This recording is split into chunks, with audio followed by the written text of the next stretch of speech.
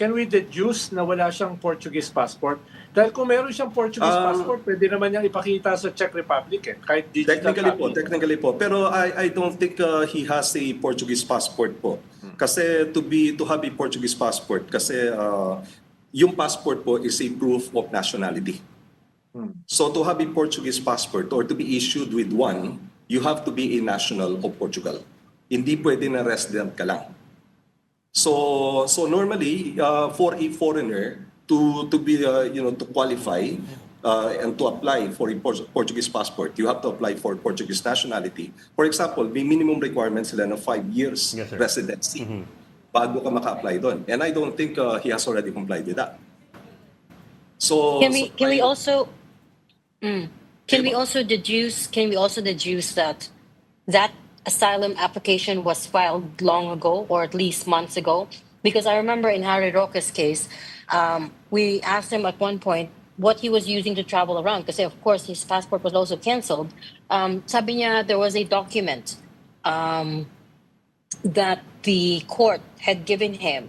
I don't know if it was a court, but he had an official document stating that he had a pending asylum application, which I assume isn't easy to get. It's not like you put in your application online, tapos makukuha mo na siya agad. I assume it takes a while. So can we, by that logic, can we also deduce that matagal na final itong asylum application?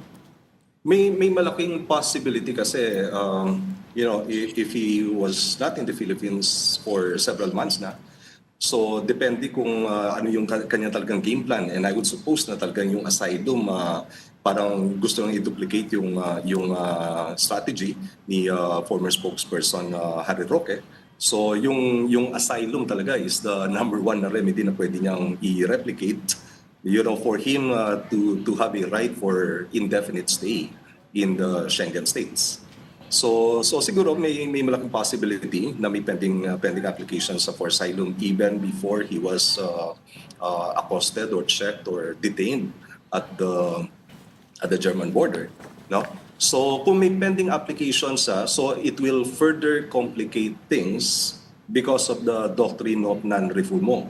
Yung doctrine of non-refoulement, basta may pending application ka for asylum, you cannot be brought back to your country of origin until the application for asylum is decided by the state where you applied for asylum.